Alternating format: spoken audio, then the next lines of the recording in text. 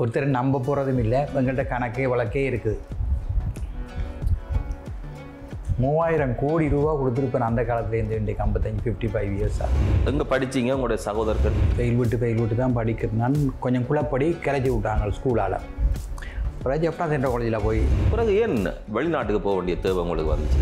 எல்லா நாடுகளும் போய் பார்த்தேன். அந்த அதாவது 3 இயர்ஸில் 3 கப்பலில் வேலை செய்தேன். இந்த டிசேபிள் பிள்ளைகள் இருக்குல்ல, அதுக்கண்டு அம்மா இரண்டா பார்க்காம கொடுப்பேன். ஒரு பிள்ளையை வளர்க்குறதுக்கு போல கஷ்டப்படுங்கள் தெரியுமா? உங்களுடைய திருமணம் பற்றி சொல்லுங்கள். என்ன விரும்பினார்கள் கிணவர் இருந்த வேலை தான். கடைசியாக நான் விரும்பினால. இப்போ இந்த பெரிய மியூசிக் என்ன காரணம்? சின்ன வயசுலேயே பெரிய மிஸ் தான் வச்சு கொண்டு நான் இடையில நீ கொஞ்சம் வெட்டி வச்சுருந்தான். பழையபடி அந்த பாடசாலை நாட்கள் உங்களுக்கு எப்படி மகிழ்வாக இருந்திருக்கு? நம்ம ஃபுட்பால் விளையாடுறேன்டா ஃபுட்பால் பூட்ஸை தூக்கிண்டு சைக்கிளில் வச்சுக்கொண்டு வேம்படிக்கு முன்னால் சுற்றி கொண்டு திரிவேன். ப்ராக்டிஸுக்கு போக மாட்டேன். எப்போ தண்டனை பெற்றுக்கிறீங்களா அம்மாட்ட இருந்து? அடிக்கிறதாலும் குடியோடான் கூட்டி கொண்டு வேறு கூட தான் கூட்ட முடியும். ஒரு காலம் கம்பால படாத அடி. நீங்கள் வாழ்ந்த இந்த யாழ்ப்பாணம் மண்ணை தவற விட்டுட்டேன் அப்படின்னு சொல்லி கவலைப்பட்டுருக்கீங்களா? 1 இயருக்கு ஒரு டிக்கெட் தருவாங்களே எனக்கு வந்து போகிறதுக்கு. ஆனால் 6 மந்த்லேயே நான் ஒரு காப்பி பண்ணி வந்துட்டு போவேன். மக்களுக்கு பணி செய்யணும் அப்படின்ற ஒரு மனநிலை உங்கள்கிட்ட வர்றதுக்கு என்ன காரணமாக இருந்துச்சு? சின்ன வயசுலேயே எம்ஜிஆர்ட்ட ரசிகன் நான். எம்ஜிஆர் எப்படி செய்தாரோ அதை மாதிரி இருக்கணும்னு நான் சொல்லி அந்த ஆசையெல்லாம் வளர்ந்த நான். முதல் கொடுத்த அந்த உதவி உங்களுக்கு ஞாபகம் இருக்கா? யாருக்கு செய்தீங்க? எனக்கு 4 ரூபா தான் ஒரு நாள் சம்பளம். அதை கூட விட மாட்டேன். எடுத்து ஏதாவது செய்யத்தான் ஆசை வரும். அதை நான் சொன்னேன், என் பிளட்டில் இருக்கிற மாதிரி இப்போ என்னை பெரிய கூட அமைக்காய்ச்சி கொண்டு வந்தவாங்க. அப்போ இவேர் ஒருத்தரும் வந்து 3 கதை கேள்வி. ஏன் அப்படி அவர் என்ன செய்தவர் உங்களுக்குண்டு யாழ்ப்பாணத்து ஜனம் வந்து காய்ச்சிருக்கலாம்.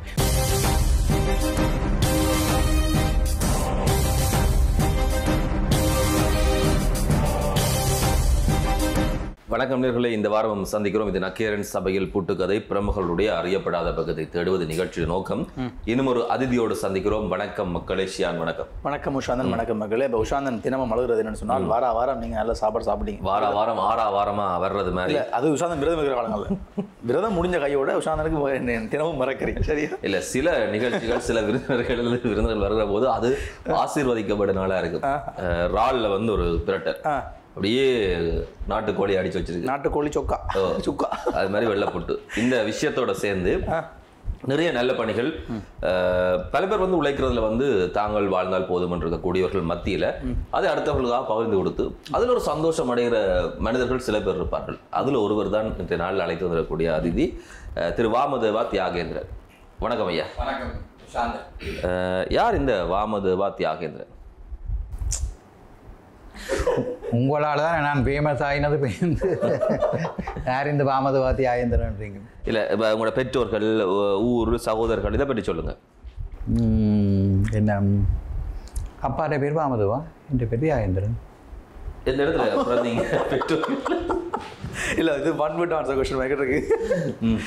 ஆரம்பகால நாட்கள், பெற்றோர்கள், சகோதரர்கள், வீடு, பொருளாதார நிலைமை அப்போ எப்படி இருந்துச்சு? ஒரு மிடில் கிளாஸ் ஃபேமிலி தான் தம்பி. பெரிய காசுக்காரர் ரெண்டு இல்லை. இருந்து வந்து தான் அப்படியே வந்து நான் பொதுவாக மைனஸ்லேருந்து தான் வந்தேன். மைனஸ்ண்டா 0க்கு வந்துட்டேன். இருந்ததையும் கொடுத்து 0க்கு வந்துட்டேன். இப்போ எந்த அந்த நிலைமைக்கு வந்தேன் இன்றைக்கு. சரி, எங்கே படித்தீங்க உங்களுடைய சகோதரர்கள்? நான் முதல் செயின்ட் ஜான்ஸ் காலேஜில் படித்தேன். ஒரு 11 வருஷம் படித்தேன். ஃபெயில் விட்டு தான் படிக்கிறேன். நான் கொஞ்சம் குழப்படி கிளச்சி விட்டாங்க ஸ்கூலால். அப்புறம் ஜெஃப்னா சென்ட்ரல் காலேஜில் போய் ஸ்போர்ட்ஸ்கள் இருந்தது. எல்லாம் அந்த காலத்துலேயே எல்லாம் கேப்டன் பண்ணான். உடனே எடுத்துட்டாங்க. அவங்களுக்கு பேர் தானே, அப்போ எடுத்துட்டாங்க. அங்கே போயும் குழப்படி தான். நான் என்ன செய்கிறது, மேட்சஸ் விளையாட வந்தால் போதும்னு சொல்லுவாங்க. அங்கே இருந்துட்டு சரி, வீட்டிலே நீங்கள் தான் குழப்படி மிச்ச சகோதரர்களை விட? ஓ, நான் தான். எத்தனை சகோதரர்கள்? 5 பேர். எல்லாமா 2 பிரதர்ஸும் 2 சிஸ்டர்ஸும் இருக்கிறேன். எல்லாரும் என்ன செஞ்சோம்? ஒரு ஆள் லண்டனில், ஒரு ஆள் பாரைனில், 2 பேர் ஆஸ்திரேலியாவில். நீங்கள் ஊரில் இருந்து படிப்பில் சரி, விளையாட்டில் சரி உங்களுடைய பங்களிப்பை செய்திருந்தீங்க. பிறகு ஏன் வெளிநாட்டுக்கு போக வேண்டிய தேவை உங்களுக்கு வந்துச்சு? முதல் அங்கே இருந்து ஏறின தம்பி உஷாந்தன் நீர் பிறக்க முந்தியே போயிட்டேன் நான் சீமனா போனான் ஒரு கப்பல் உள்ள செகண்ட் ஆஃபீஸராக போனான் வேலைக்கு. அப்போ எதிர்பார்க்காம கிடைச்சிடுது எனக்கு அங்கே இருக்கேக்க. அப்போ கிடைச்சோன்னா அதை விட்டுட்டு ஓடிட்டேன் நானும் படிக்கிறதுக்கு தான் போனான். கேண்டீனில் இருந்தேன்னா அப்போ இப்படி ஒரு இது ஒன்று கிடைச்சோடனே உடனே ஏறிட்டேன். எனக்கு நல்ல ஒரு சந்தர்ப்பம் கிடைச்சிது. கப்பலில் 3 இயர்ஸ்க்கு மேலே வேலை செய்தேன் நான். எல்லா நாடுகளும் போய் பார்த்தேன் நான். அந்த அதாவது 3 இயர்ஸில் 3 கப்பலில் வேலை செய்தேன் நான். ஏனெண்டா ஒரு கப்பல் ஒரு லைன் தான் ஓடும். இப்போ கியூபாக்கும் ரஷ்யாவுக்கும் ஒரு லைன் உண்டா அதுதான் ஓடிக்கொண்டிக்கும் பண்ணி. அப்போ எனக்கு அழுத்து போயிடும். வேறு மற்ற நாடுகளும் பார்க்கணுமென்ற ஆசைக்காக சம்பளம் குறைவாக இருந்தான காரியம்லேன்ட்டு வேறு நாட்டுக்கு வேறு லைன் ஓடுறதை எடுத்து ஜாயின் பண்ணிடுவேன். ஜாயின் பண்ணினேன். அப்புறம் அதால் தான் எல்லா நாடும் பார்க்க வேண்டியதாக இருந்தது. அதுக்கு பிறகு ஈரானுக்கு போயிருந்தேன். கனடா நியூ ஆர்லியன்ஸில் இருந்தேன். இப்படி ஒவ்வொரு நாடுகளில் இருந்து தான் உழைச்சேன். பிறகு எப்படி சுவிட்சர்லாந்து தான் உங்களுடைய வாழ்விடமாக மாறி போனது? சுவிட்சர்லாண்டில் இரண்டாம் மரி பண்ணப்பறம் அவ்வளோ குழப்படி இருக்கப்படாதானே. சரிங்க, நீங்கள் கல்யாணம் சொன்னப்பறம் ஞாபகம் வருது உங்களுக்கு? கல்யாணம் சொன்னப்பறம் ஞாபகம் வருது. உங்களுடைய திருமணம் பற்றி சொல்லுங்கள். எந்த திருமணமா? 43 இயர்ஸ் சக்ஸஸ்ஃபுல்லி கம்ப்ளீட்டட். இல்லை, எப்படி நடந்தது? காதலுக்கு திருமணமா இல்லாட்டி பேச்சு திருமணமா? அது இதில் வச்சு சொல்லப்படாது. சொல்லலாம். அதெல்லாம் பேசுறது தான் இந்த நிகழ்ச்சியே. நான் விரும்பினேன். என்ன விரும்பினார்கள் கனவேறு இருந்த வேலை அந்த கடைசியாக நான் விரும்பினால அடைஞ்சிட்டு. எப்படி அடைஞ்சீங்க? யார் லவ் சொன்னார்? யார் முதல் போய் சொன்னீங்களா அவங்களா? ஒரு சின்னம்மாவை கொண்டுச்சு பேச கல்யாணம் பேசுங்கோண்டு. காதல் சொல்லப்படையில. காதல் என்ன சொல்கிறா? போய் பேச சொல்லித்தான் கட்டாயம் பேசுங்கோண்டா பேசத்தானே வேணும். மேலே ஓடிக்கிறேன். அந்த நகல் குழப்படி தானே நான். அந்த நகை தெரியாத குழப்படி. பேசின உடனே ஓம் சொல்லிட்டுமா? கேட்ட உடனே ஓம் சொல்லிட்டுமா? அவையில் இந்த கேட்ட உடனே சொந்தம் தான். கேட்ட உடனே அம்மா அப்பா சின்னம்மா தான் போய் கதைச்சு. அப்போ அந்த நேரத்தில் அவவும் கொஞ்சம் வடிவு தான். அவள் கல்யாணம் கட்டுறதுக்கு 4-5 பேர் தெரிஞ்சவங்க போட்டி. ஆனால் அவையில் கொஞ்சம் அவையிலும் மிடில் கிளாஸ் ஃபேமிலி தான். அவையில் கூட டவுரி அதுகள் இது பார்த்துவில். அப்போ அவையில்ட்டு அவ்வளோ தூரத்துக்கு கொடுக்குறதுக்கு ஒன்றும் இருக்கல. அப்போ அவையிலும் மிஸ் பண்ணிட்டோம். அவையில் மிஸ் பண்ணபடியே எனக்கு அடித்து லாக். சரி, திருமணம் முடிந்ததுக்கு பிறகு உங்களுடைய காதலை சொன்னீங்களா? நான் உங்களை முடிஞ்சதுக்கு பிறகு இந்த கதை நீங்கள் சொன்னீங்க சின்னம்மாட்ட சொல்லித்தான் அந்த திருமண பேச்சில் இருந்தீங்க. நான் உங்களை காதலிச்சபடியே தான் சின்னம்மாவை அனுப்பி அப்படி பேச்சு காலெல்லாம் வச்சேன் அப்படின்ற விஷயத்த திருமணத்துக்கு பிறகு சொன்னீங்களா மனைவிட்டு? அவள் தெரியும் தான் அவருக்கு. எல்லாட்டி தூக்கிட்டு போயிடுவேன். சரி, இப்போ தியாகி ஐயாவை வந்துட்டு ஒவ்வொரு நேரங்களில் ஒவ்வொரு கெட்டப்பில் பார்க்கலாம். இப்போ இந்த பெரிய மியூசிக் என்ன காரணம்? பெரிய மியூசிக்கா? அந்த காலத்துலேயே சின்ன வயசுலேயே பெரிய மியூஸ் தான் வச்சு கொண்டு இருந்தான். இடையில நீ கொஞ்சம் வெட்டி வச்சுருந்தான். பழையபடி திமிரண்டு இல்லை அந்த கெட்டப். சரி, குடும்பம் வந்து ஒரு நடுத்தர குடும்பம். உங்களுக்கு தெரிஞ்சிருக்கு தான். நான் wrestling all island wide wrestling runner up all island, western province, central province எல்லாம் நான் சாம்பியன். அதே மாதிரி சிலம்படி அடித்ததும் பார்த்துருப்பீங்களா? எங்கேயாவது பார்த்துருப்பீங்க. உஷாந்தன் அவாக்கா விட்டுறது. சரி, ஒரு நடுத்தர வர்க்க குடும்பம். அந்த பாடசாலை நாட்கள் உங்களுக்கு எப்படி மகிழ்வாக இருந்திருக்குது? நான் என்ஜாய்டு ஸ்கூல் டைம். குழப்படி தானே, நான் எல்லாத்தையும் என்ஜாய் பண்ணேன். இல்லை, குழப்படி சொல்கிறீங்க இல்லையா? என்ன குழப்படி இப்போ வரைக்கும் ஞாபகம் இருக்குது? குழப்படி என்றால் அது சொல்லணும். நம்ம ஃபுட்பால் விளையாடுறேன்டா ஃபுட்பால் பூட்ஸை திக்கொண்டு சைக்கிளில் வச்சுக்கொண்டு வேம்படிக்கு முன்னால் சுற்றி கொண்டு தெரிவேன். ப்ராக்டிஸுக்கு போக மாட்டேன். காரில் போச்சு நம்மண்டா 2-3 காரில் போய் கரையால் அன்றைக்கி நான் அப்படியே பார்ப்பேன். அது அந்த கால விளையாட்டு. இப்போ ஐம் 74 இல்லை 74. சரி, நீங்கள் இவ்வளோ குழப்படி விட்டாலும் வீட்டில் கண்டிப்பு இருந்ததா இல்லையா? அடியே தமிழும் இருக்கிறா. அம்மா இப்போயும் இருக்கிறா, 98 இயர்ஸ் சுகமாக இருக்கிறா. அம்மாட்ட வந்து இதுதான் வேணும் எப்போ தண்டனை பெற்றுக்கிறீங்களா அம்மாட்ட இருந்து? அப்பா, அதாவது ஐயாண்டான்னு சொன்னாங்க எங்களோட அப்பாவை. அவர் அடிக்கிறண்டாலும் குடியோடான் கூட்டி கொண்டு போய் கூட தான் கொட்ட முடியும். ஒரு காலம் கம்பால படாத அடி கூட தான் கொட்டணும் அடி கேட்க. சரி, பிறகு வந்து வெளிநாட்டு வாழ்க்கை, நீங்கள் கப்பலில் 2ஆம் தர அதிகாரியாக பணிக்கு போகிறீங்க. எப்பயாவது உங்களோட பிறந்த ஊரை, பெற்றோர்களை, நீங்கள் வாழ்ந்த இந்த யாழ்ப்பாண மண்ணை தவற விட்டுட்டேன் அப்படின்னு சொல்லி கவலைப்பட்டுருக்கீங்களா? அடிக்கடி வந்து போவேன். எப்படியாவது சில இந்த அப்படியான இடங்களுக்கு 1 இயருக்கு ஒரு டிக்கெட் தருவாங்களே எனக்கு வந்து போகிறதுக்கு. ஆனால் 6 மந்த்லேயே நான் ஒரு பே பண்ணி வந்துட்டு போவேன் என்ற காசால். அப்படி கிடைக்க அதிகமாக வந்தும் போவேன். நீங்கள் சரி, இளம காலத்தில் குறிப்பாக நீங்கள் படிப்பை விட கூடுதலாக விளையாட்டுத்துறையில் அதிகம் கவனம் செலுத்துக்கிறீங்க. அது பற்றி சொல்லுங்கள். படிப்பை விட விளையாட்டுத்துறையெல்லாம் கொஞ்சம் கூடுதலாக. என்னென்ன விளையாட்டுகள் கூட? அதுவும் ப்ராக்டிஸ் பண்ண மாட்டேன், ப்ராக்டிஸுக்கு போக மாட்டேன். எல்லாம் கேப்டன் பண்ணேன். ஃபுட்பால், ஹாக்கி, அத்லட்டிக் எல்லாம் ப்ரொவின்ஸ் லெவலில் விளையாடினேன். இப்போ நீங்கள் சொன்னீங்க அந்த உங்களுடைய பயிற்சிகளுக்கு போகாமல் சப்பாத்தோடய இந்த விஷயத்தோடய பொம்பளை பிள்ளைகளோட பள்ளிக்கூடத்துக்கு முன்னால் போய் சுற்றி தெரியுங்க. இதை வந்து வீட்டை யாரும் போட்டு கொடுக்கலையா அந்த காலத்தில்? இல்லை, இத்தனை பேர் போட்டு கொடுத்து அவனை திருத்தி இல்லாதப்பா. அவன் அங்கே அடிச்சுட்டு போட்டு வந்துட்டான். என்னண்டு எல்லாம் விட்டு கம்ப்ளைண்ட் வேறு நிறையா. பிறகு எப்படி எல்லாத்தையும் அதிலேருந்து எதிர்மாறாக மாறி மக்களுக்கு பணி செய்யணும் அப்படின்ற ஒரு மனநிலை உங்கள்கிட்ட வர்றதுக்கு என்ன காரணமாக இருந்துச்சு? அது இந்த பிளட்லேயே இருக்குன்னு சொல்லலாம்.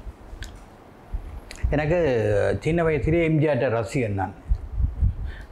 எம்ஜிஆர் எப்படி செய்தாரோ அதை மாதிரி இருக்கணும் நான் சொல்லி அந்த ஆசையெல்லாம் வளர்ந்த நான்.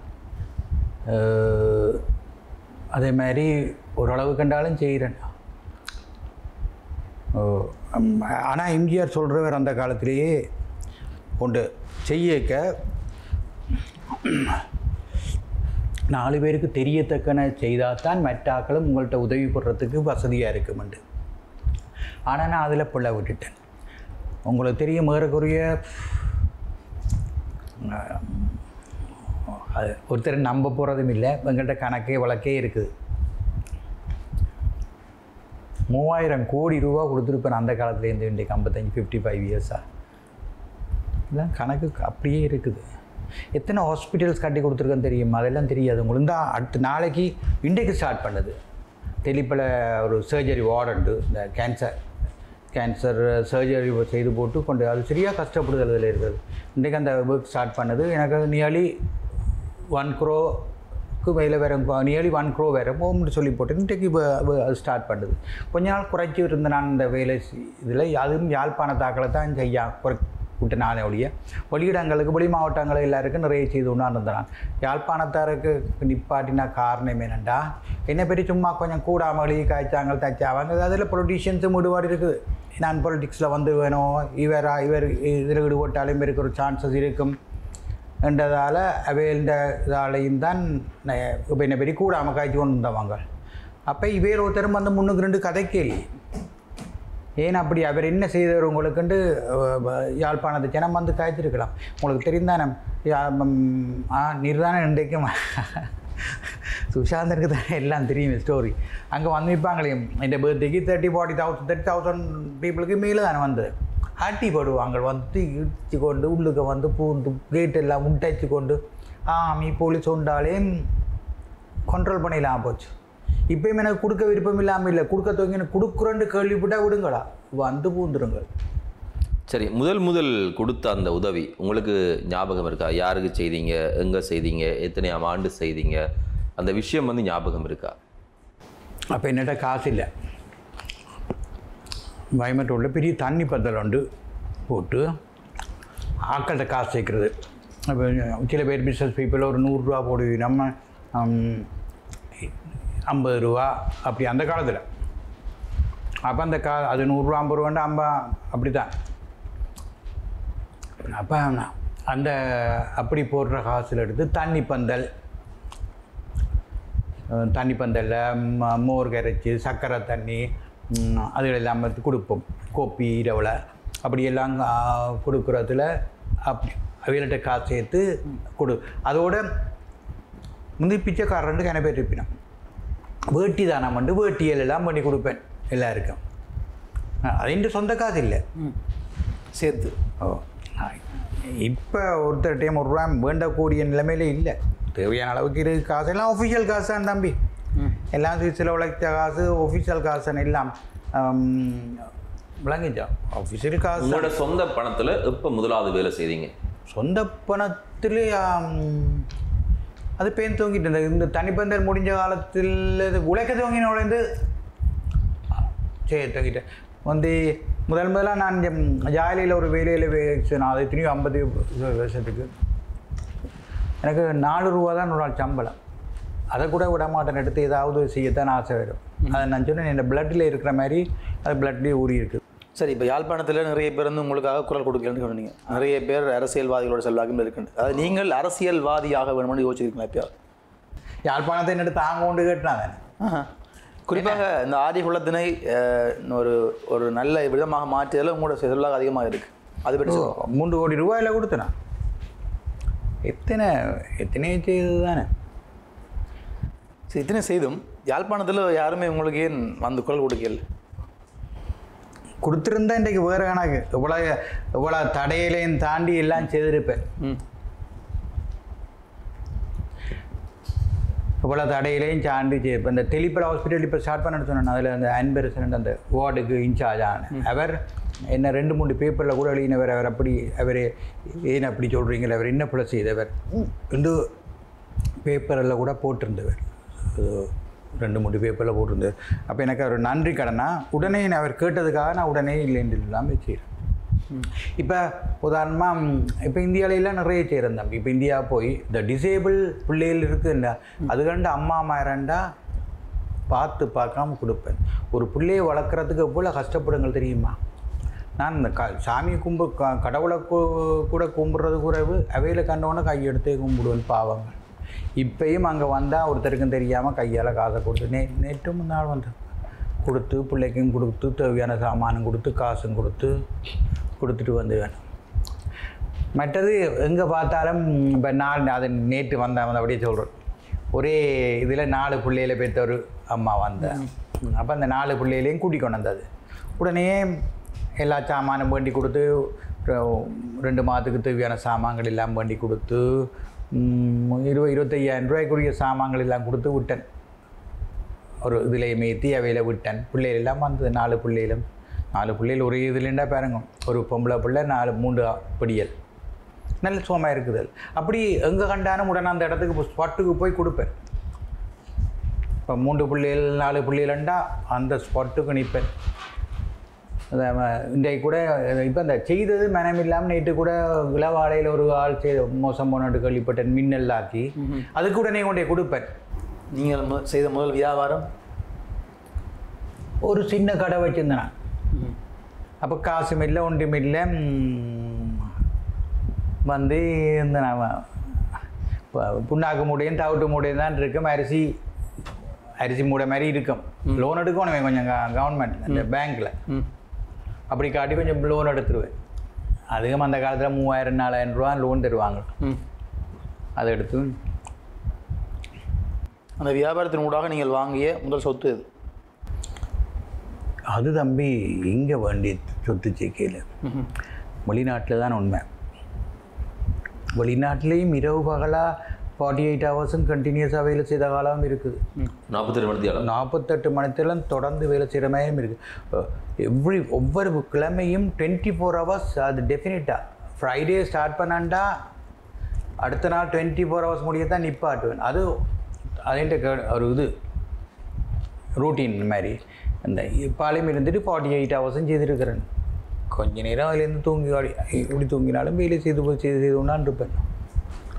மனைவி திருமணம் முடிச்சதுக்கு அப்புறம் நீங்கள் உதவி செய்யக்கல, நீங்கள் செய்யுங்கப்பா இதுக்கு ஆதரவு இருக்கா, அல்லது இது ஏன் நம்மகிட்ட நாங்கள் பார்த்துக்கொண்டா சரி அப்படி ஏதாவது கருத்தை சொன்னாங்களா, இல்லை இதுக்கு எப்போவுமே ஆதரவாக அவங்க இருந்தாங்க? எப்போதும் ஆதரவாக தான் இருந்தாங்க. மனுஷி எப்போதும் ஆதரவாக தான் இருந்தது. பிள்ளைகளும் அப்படித்தான் தம்பி. பிள்ளைகளெல்லாம் 2 பிள்ளைகள் டாக்டர்ஸாக ஓன் ப்ராக்டிஸ் வச்சுருக்கேன். சொந்தமாக நர்சிங் ஹோம் 2 வைங்குவோம். பெரிய இதில் வேறு ஆக்களை வச்சு வேலை செய்து நல்லா உழைக்கணும். கோடிக்கணக்காக உழைக்கணும். அவன் எல்லாம் அப்படித்தான் உழைச்சி நல்லா இருக்கணும். ஆனால் பிள்ளைகிட்ட நான் ஒன்றும் பண்ண மாட்டேன். பிள்ளைகளுக்கு என்ன பண்ண தான் கேட்டு கொடுப்பேனே ஒழிய நான் பிள்ளைகிட்ட ஒன்றும் பண்ணுறேன் இல்லை. பிள்ளைகள் இன்னமும் செய்ய தரும். இப்போயும் போய்க்க அப்போ இந்த இப்போ போனாலாம் ஒரு 3 மாதத்துக்கு முந்தி போனானாக்கும். அது என்ன ஐஃபோன்ஸ் 9 10 வச்சுருக்குறீங்கிறது வந்து எவ்வளோ காலம் வரைக்கும் இங்கே கொண்டு புதுசு கொண்டு வந்து தந்தாலும் ஏன்னா பாவிக்கும் தெரியும். வேறு டெலிஃபோன்லாம் கொண்டு தெரிய மாட்டேன், பாவிக்கே தெரியாது. வேண்டி தருவாள் எல்லாம் பிள்ளைகள் நல்ல பிள்ளைகள். அப்பாவை பின்பற்ற போகிற பிள்ளையார் அது தம்பி செய்யுங்கள், அதுக்கு நேரம் இருக்கா தம்பி. வெளிநாட்டை பொறுத்தளவில் வெல் பிஸி வாழ்க்கை. அது ஆண்டவனுக்கு தான் தெரியும். கடவுளை என்ன கொஞ்சம் காலம் வச்சுருந்தா நல்லது. இன்னும் செய்ய வேண்டியது எல்லாத்தையும் செய்து விட்டுருணும். இப்போ இந்தியாவில் போனேன்னு இல்லை, போயிருக்க இந்தியாவில் அந்த விளையாண்டதில் எல்லா கஷ்டப்பட்ட பிள்ளைகளுக்கும் கொடுத்தனான். டான்ஸ் ஜோடியில் அது அங்கே போய்க்க டான்ஸ் ஜோடியும் நடந்தது. அப்போ அதில் இருக்கிற பிள்ளைகளுக்கும் கூப்பிட்டு கொடுத்தனான். இந்த பிரியங்காண்டது இப்போ நைட்டு போன அப்போ அந்த பிள்ளைக்கு கூட நான் அப்போவே மேடையில் தான் பிரியங்காவுடைய அறிமுகம் கிட மாட்டேன். பல பேர்கிட்ட போய் அவங்க கேட்டுக்கிறாங்க ஒரு வாய்ப்பு தாங்க, ஒரு சந்தர்ப்பம் தாங்கன்னு சொல்லி. ஆனால் பிரியங்கா வந்து அப்போ யாரும் கண்டுக்கல. ஆனால் அவங்களோட இடத்துல ஒரு பொங்கல் நிகழ்வு நடந்தது. பொங்கல் நிகழ்வில் ஒரு பாடல் நிகழ்ச்சி. அந்த நிகழ்ச்சியில் பிரியங்காவுடைய மேடை முதலாக அவங்கள்ட்ட தான் கூடுபட்டது. அந்த பிரியங்காண்ட பிள்ளைக்கு படிப்பிக்கிறது காசு இல்லை, படிப்பை நிப்பாட்டிட்டோம்ட்டு நான் ஒரு இன்டர்நேஷ்னல் ஸ்கூலில் படிக்கிறதுக்கு அப்போவே காசை கட்டி அவருக்கு அந்த பிள்ளைக்கும் தங்கச்சிக்கும் படிக்க விட்டான். அவைகளுக்கு என்ன பேருக்கு முதலியே இல்லாது. அது மட்டும் இல்லை, இப்போ இந்த தடவை இந்தியாவுக்கு போய்க்க 4 பேருக்கும் ஒரு பேருக்குமே தெரியாது. சும்மா பார்க்க போனான், நான் போனான் சரிக்கமா இது என்றதுக்கு சும்மா பார்க்க போனான். ஒருக்கா போய் பார்ப்போம் உண்டு. பார்த்த இடத்துல பிரியங்கா பாடி எங்கட பிள்ளை பாடுதுன்ட்டு போய் பார்ப்போம், சும்மா பார்த்துட்டு வருவோம்ட்டு உடனே விட்டாங்களேண்ணா. பார்த்துருந்து போட்டு 4 பேருக்கும் தெரியாமல் வெளியில் கூப்பிட்டு பிரியங்காவுக்கு 50,000 rupees Indian currency. It's nearly இப்போ 2 lakhs rupees, 1,75,000 rupees வரும்.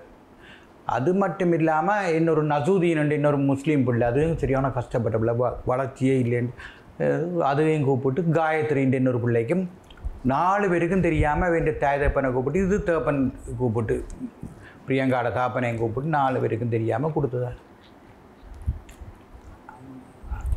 ஒரு பேருக்குமே தெரியாது, இண்டு வரைக்குமே தெரியாது. அப்படி கொடுக்குறது நிறைய. அதுக்கான காரணம் என்ன? ஏதோ எல்லோரும் நல்லா இருக்கட்டும், என்ன இருக்குது, எனக்கு மிஞ்சி அளவுக்கு மிஞ்சி என்னது காசு இல்லை. ஆனால் அளவுக்கு மிஞ்சி என்னது காசு.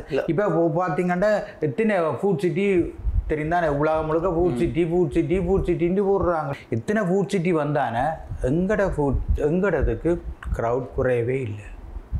ஒரு நாளைக்கு 60 lakhs 70 lakhs விசேட தினங்களில் 1 crore நடக்கும். இது இப்போ இதையும் டைம் இல்லாமல் சொல்கிற காரணம் நான் டேக்ஸ் பே பண்ணுறேன், ஒழுங்காக டேக்ஸ் பே பண்ணுறேன். மற்றது கொடுக்குற ஆசுகள் கூட நான் அங்கேருந்து கொண்டாடுறேன், தானே சுவிஸ்லேருந்து கொண்டாடுறேன். எனக்கு பெஞ்சனே எனக்கு 20 லட்சம் ரூபா வேறு வாங்குற காசு மாதம். அங்கே என்னத்துக்கு, அங்கே தேவையான அளவாக இருக்குது. இல்லை அங்கேயே தேவையான அளவு இருக்கான். அங்கே நான் பிஸ்னஸ் தான் எழுதினேன், பிஸ்னஸ் ஆக்சிடென்ட் காசு வேண்டி சாடியை ரிப்பேர் பண்ணி போட்டு சுவிஸில் இருந்து புல்காரியா, போலண்ட், செக்கோஸ்லாவாக்கியா, கிரீஸ் அப்படியான நாடுகளுக்கு எக்ஸ்போர்ட் பண்ணுறது அங்கே இருந்து. அப்போ அதில் நல்லா உழைச்சினான். நியர்லி 7,500 காசு எக்ஸ்போர்ட் பண்ணான் அந்த காலத்தில். அது ஒரு பெரிய ரெக்கார்டு. ஒரு தமிழன் செய்தேன்டா அதில் ஒரு பெரிய ரெக்கார்டு.